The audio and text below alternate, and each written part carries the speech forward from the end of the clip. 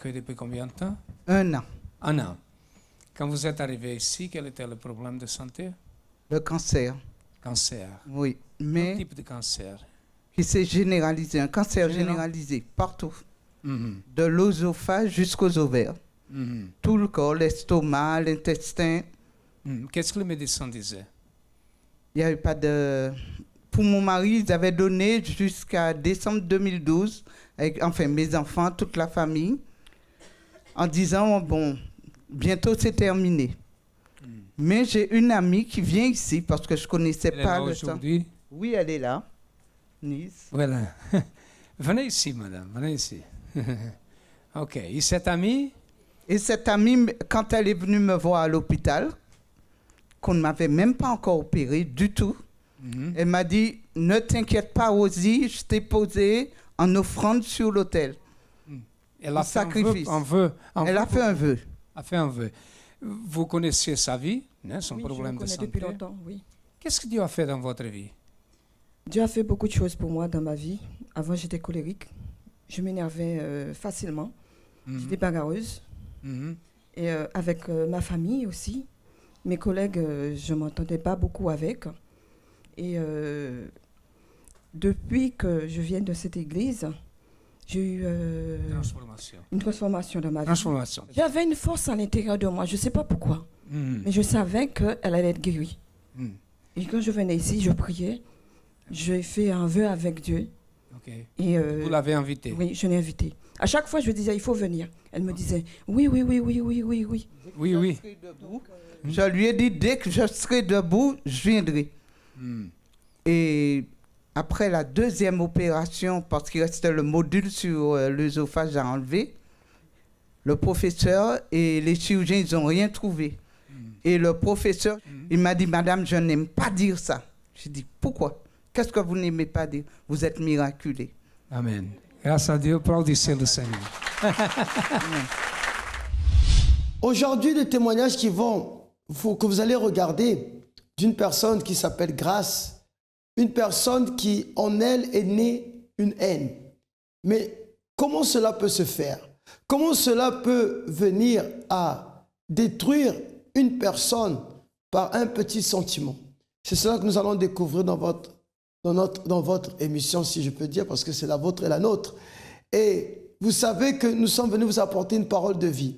Alors vous qui voulez déjà, peut-être vous avez attendu cette émission, vous pouvez appeler le 01 53 35 85 12. Je répète encore le 01 53 35 85 12 et il y aura une personne au bout du fil qui pourra vous diriger vers le centre d'accueil le plus proche de chez vous ou bien vous conseiller et pour venir ici au siège. Mais en attendant cela, nous allons regarder le témoignage de Grâce, une personne qui est arrivée au centre d'accueil avec ce sentiment. Alors, qu'est-ce qu'elle a fait pour s'en sortir? Avant d'arriver au centre d'accueil, ma vie elle était détruite parce que j'étais abusée par un membre de ma famille. Et j'ai essayé d'expliquer aux alentours. Ils m'ont pas remis en fait le retour en fait. Et cela a produit en moi une haine énorme. Cette haine, je ne pouvais pas la contrôler parce que lorsque je voyais ce membre de famille, je crachais même. Parce que lorsque je le voyais, en fait, je me disais qu'il sentait... En fait, il sentait mauvais. J'étais obligée de cracher. Je ne supportais pas cette personne. Et plus j'avançais, plus la haine était là. Et cette haine a conduit à une maladie. Cette maladie, j'ai fait des examens. Ils n'ont jamais su cette maladie, en fait. Cette maladie me détruisait, en fait. Parce que 2 fois, je urinais du sang. Et je faisais des crises, je devenais paralysée. Je n'arrivais pas à vivre dans la société, en fait. Je n'arrivais pas à vivre au milieu de mes proches, de mes amis. Et cela a conduit à une timidité parce que je me disais, je ne pouvais pas faire des crises devant les gens. Les gens ne pouvaient pas savoir ce que je vivais, en fait. J'avais peur, en fait, de faire une crise devant mes amis, devant le prof. Et cela me conduisait même à ne pas parler, à ne pas poser des questions. Je me trouvais seule, en fait. Je me sentais vraiment triste, dépassée. Je me disais que j'étais seule au monde, que ce que je vivais, il n'y avait que moi qui vivais en fait. Alors, comme vous avez pu l'entendre vous-même, comment un petit sentiment qu'on appelle la haine peut provoquer une maladie physique? Parce qu'aujourd'hui, toute chose que nous faisons, notre intérieur dépend, notre extérieur, excusez-moi, dépend de notre intérieur. Et si dans notre intérieur, nous avons une haine, une colère, alors ça va se refléter dans notre vie extérieure. Et comme vous avez pu l'entendre, elle a commencé à développer une maladie que même les docteurs ne savaient pas quoi faire. Et comme elle se renfermait en elle-même, l'échec scolaire, les provocations au niveau de l'école, les provocations au niveau de son entourage. Et c'est ça que beaucoup de gens se renferment. Peut-être on ne connaît pas leurs problèmes, on ne connaît pas leur intérieur. C'est pour ça que le centre d'accueil offre ces réunions comme aujourd'hui mardi. Donc à 7 h, il y a eu déjà un culte qui est passé. Il y a celui de 10 h qui est en train de se dérouler en ce moment. Et il y aura midi et 15 h, 20 h. Peut-être vous êtes là en train de vous cramponner sur votre fauteuil et vous dites, ça me concerne. Ce que je suis en train de voir, ce que je suis en train d'écouter, ce témoignage me concerne. Alors, c'est à vous de jouer. On va regarder la suite de son témoignage. Qu'est-ce qu'elle a fait pour s'en sortir? Car ce sentiment a apporté vraiment beaucoup de problèmes dans sa vie. Mais il fallait une solution. J'ai connu le centre d'accueil par ma sœur, qui m'a amenée à la FJF, premièrement, dans un événement. Et j'ai aimé l'ambiance de l'événement. Et après, les jeunes qui m'ont accueilli, ils ont pris mes coordonnées. Et le lendemain, j'étais repartie encore. Donc, à partir de là, j'ai connu le centre d'accueil. Des chaînes de prière. Premièrement, un mardi, c'était le jour de la santé. En fait, je ne voulais pas accepter ma maladie. Mais en faisant cette chaîne, j'ai réalisé que j'étais malade et que je devais lutter pour recevoir ma guérison. J'ai commencé à faire la chaîne de mardi, les autres chaînes. J'ai commencé à croire en fait que je pouvais être guérie de cette maladie. Oui, j'ai participé aux campagnes d'Israël pour que ma situation, en fait, ma personnalité vienne à changer. Parce que j'étais trop timide et cela me conduisait à plusieurs choses, à l'échec, aux mauvais yeux, parce que je me trouvais inférieure que les autres. Je me disais que les autres étaient meilleurs. Mais en faisant la campagne d'Israël, en fait, j'ai eu cette confiance qui me manquait en moi. Comme vous avez pu le remarquer, elle a connu le centre d'accueil, le CAU, à travers la FJF, la Force Jeune France, qui est un groupe de jeunes au niveau du centre d'accueil et qui instruit les jeunes aussi à faire des chaînes de prière, participer à des campagnes d'Israël et même participer à des jeûnes de Daniel que nous sommes en train de faire en ce moment. Et par ce biais, elle a pu avoir l'habilité d'utiliser sa foi, l'habilité de reconnaître que sans Dieu, elle ne pouvait rien faire. C'est pour ça que vous qui êtes là, nous sommes dans ce jeûne de Daniel pour transformer notre intérieur, pour que notre intérieur soit vraiment une force, un changement, que ça soit une arme redoutable pour toutes les négativités qui peuvent venir être affligées au sein de nos chemins, au sein de notre santé et au sein de notre famille, peu importe la branche là où vous voulez voir le résultat. Comme aujourd'hui, nous avons Romains 8, verset 6, qui dit « Et l'affection de la chair, c'est la mort, tandis que l'affection de l'esprit, c'est la vie et la paix. » Donc cette parole, pour ceux qui la mettent en pratique, pour ceux qui veulent recevoir cet esprit, qui est l'esprit de Dieu à l'intérieur d'eux, alors ça sera les conséquences, la vie et la paix. Et qui ne désire pas de la vie? Qui ne désire pas de la paix? Peut-être vous êtes là, vous êtes toujours tourmenté, vous êtes toujours préoccupé par beaucoup de choses qui se passent dans votre vie. Et c'est ce qu'a fait Grâce. Elle est venue par le groupe Jeune, par une invitation, c'est sûr et certain. Et elle se retrouve à utiliser sa foi pour changer, transformer sa vie. Alors on va voir maintenant qu'est-ce qu'elle est devenue. Est-ce qu'il y a eu un résultat ou il n'y a pas eu? C'est vous qui allez le voir et le remarquer dans ce moment. À travers les campagnes d'Israël, les propos, ma vie a complètement changé. La preuve que j'ai pu pardonner. Dans mes études, j'ai pu avoir le bac à travers une campagne d'Israël. Mon tour est arrivé. Et pendant cette campagne, en fait, j'ai eu mon bac, mais plus la chose qui m'a marquée, en fait, j'ai reçu une direction, en fait. J'ai vraiment reçu une direction pour mes études parce qu'on était dans mon lycée, on marchait tout le temps à 3 et on se projetait, en fait, après le bac. Et moi, j'ai demandé la direction pendant la campagne d'Israël. Et pendant cette campagne, j'ai reçu une direction. Et c'est là que j'ai vu que les campagnes d'Israël m'ont beaucoup apporté. Ma santé, je suis complètement guérie, vraiment guérie. Même mes proches qui parlaient négativement, ils trouvent ça extraordinaire en fait. Avant, ils disaient toi, tu veux rien faire, tu ne seras jamais guéri. Mais ils sont vraiment étonnés de me voir complètement guérie. Je me sens plus forte encore, plus forte. Avant, je n'arrivais pas à me projeter en fait. Là, je me projette. Et j'ai surtout la confiance en soi. Je suis plus timide en fait. Je n'ai plus les mauvais yeux, ce complexe en disant que l'autre est meilleur que moi. Non. Je me dis, j'ai de la valeur.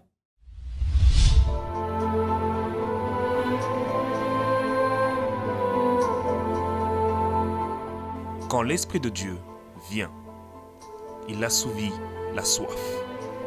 Il transforme la vie.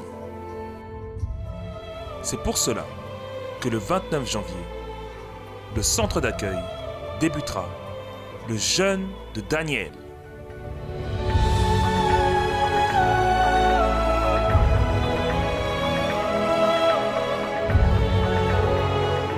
Nous allons nous abstenir pendant 21 jours pour que l'Esprit du Très-Haut vienne à être dans votre vie, dans notre vie, et faire de vous son temple, son habitation. Plongez-vous dans ce jeûne sacré, saint, le jeûne de Daniel. Désirez-vous cela? Connaître le Dieu véritable? Alors, pendant ces 21 jours de jeûne, vous allez vous éloigner des informations non chrétiennes, divertissement, télévision, Internet, jeux, musique, cinéma et tout contenu qui ne se réfère pas à Dieu. En outre, vous devez chercher et vous impliquer dans des choses qui contribuent à votre foi, comme la lecture de la Bible, les livres et les messages de l'évêque Macedo.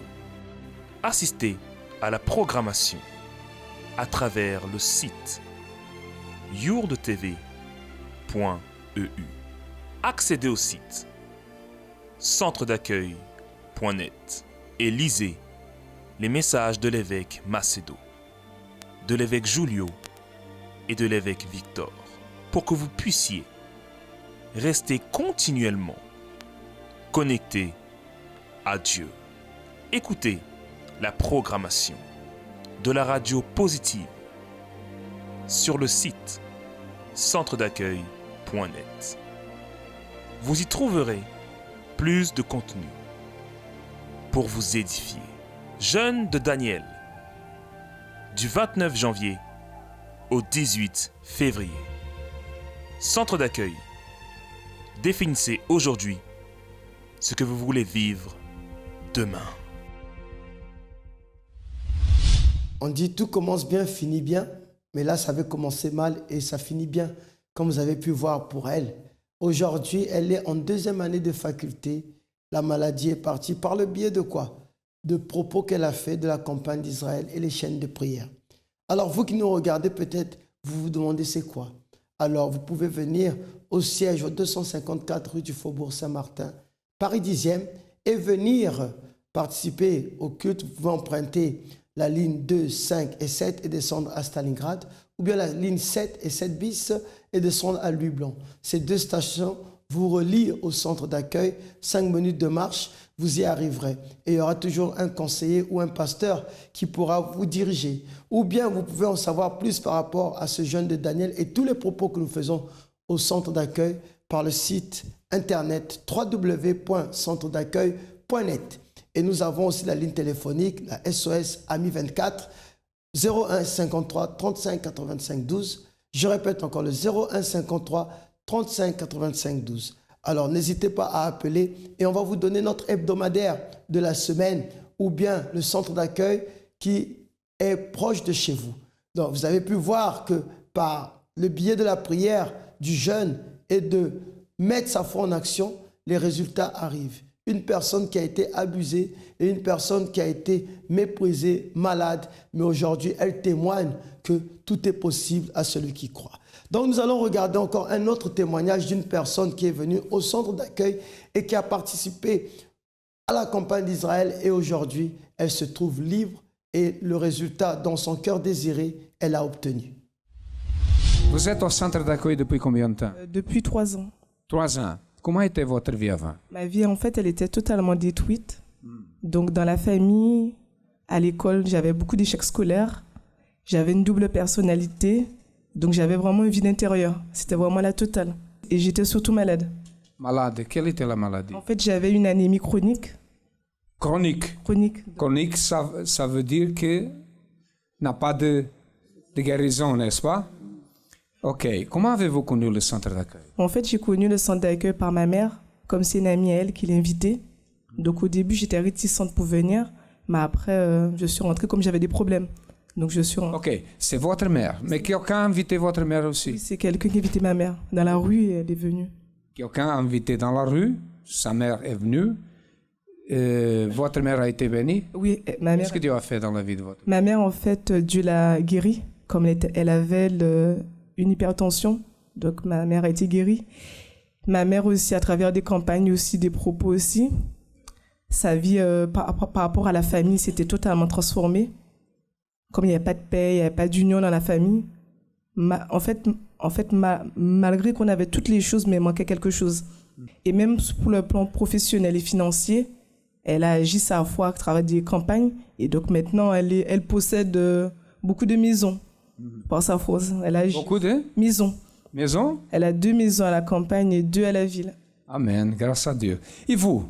Mais pour moi, en fait, comme j'avais des échecs scolaires avant, donc là, en fait, maintenant, tout va bien dans ma scolarité, je continue et je fais la différence dans mes études. Ok. Et l'anémie chronique? Par rapport à l'anémie chronique, je suis plus malade. Là, Dieu vous a guéri? Dieu m'a vraiment guéri quand j'ai fait la campagne du temple de Salomon. Dans la campagne, elle a été guérie. Ok. Et votre mère vous a invité. Est-ce qu'il vous a invité aussi d'autres personnes? En fait, ma mère, comme c'était moi qui étais j'étais la plus turbulente, qui était vraiment le gros cas de la maison, donc c'est moi qui mettais l'ambiance, vraiment le feu dans la maison. Donc comme elle ne pouvait plus me supporter, mon comportement que j'avais, comme j'étais rebelle, donc elle a dit que là, franchement, c'est soit que je change ou soit que je ne change pas. Donc elle m'a amenée au centre d'accueil et ça voilà. Et ce que je dis, c'est le suivant. Quelqu'un a invité votre mère. Oui. Votre mère vous a invité à vous. Voilà. Est-ce que vous avez déjà invité d'autres personnes? Oui, en fait, j'ai invité ma sœur, ma nièce. Elles sont à l'église? Oui, elles sont à l'église aussi. Elles sont bénies? Oui, elles sont bénies. Qu'est-ce que Dieu a fait dans sa vie? Mais pour ma nièce, au début, en fait, par rapport à un conflit familial, quand je venais d'arriver en France, donc comme j'étais chez elle et j'allais en fait à l'église et elle, au début, elle n'allait pas. Donc c'est moi qui l'ai ramenée à l'église. Et après, comme j'ai continué, en fait, ferme dans la foi, mais elle, non. Donc moi, j'ai continué quand même à continuer à aller à l'église. Et après, elle avait de la haine contre moi. Donc j'ai dû, en fait, lutter pour elle aussi, venir le jeudi pour la famille. Et là, elle a été changée. Et maintenant, elle est dans la prison. Elle a changé? Elle a changé. N'a plus d'haine? Non, elle n'a pas de haine. On est réconciliés maintenant. Merci beaucoup.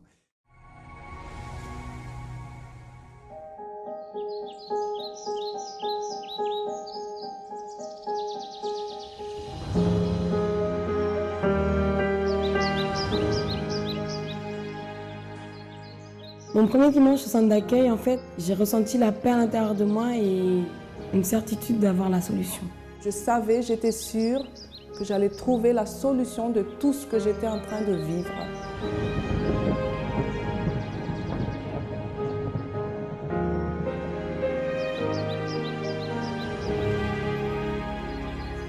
Leur équipe qui est disposée à nous suivre personnellement, ils sont à l'écoute et ils nous donnent des paroles encourageantes et c'est vraiment ça qui fait le plus du centre d'accueil. J'ai pu découvrir que je peux tout et que la vie peut être belle. Les gens devraient venir au centre d'accueil parce qu'ils vont apprendre à croire en eux-mêmes et surtout de voir les problèmes d'un autre œil.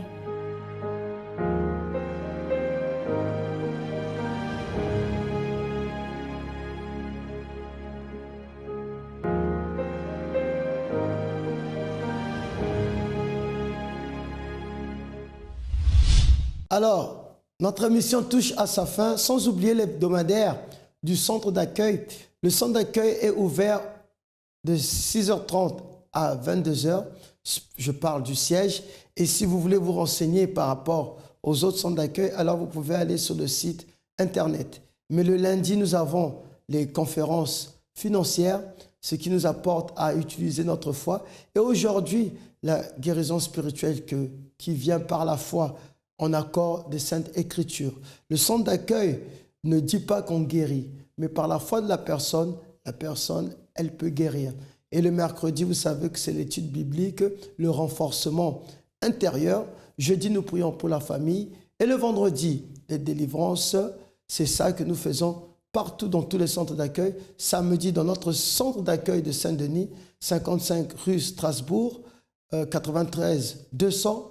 Vous arrivez là-bas à 18h et pour bénir votre mariage, pour bénir votre vie sentimentale ou pour trouver l'âme sœur. Ça dépend que de vous.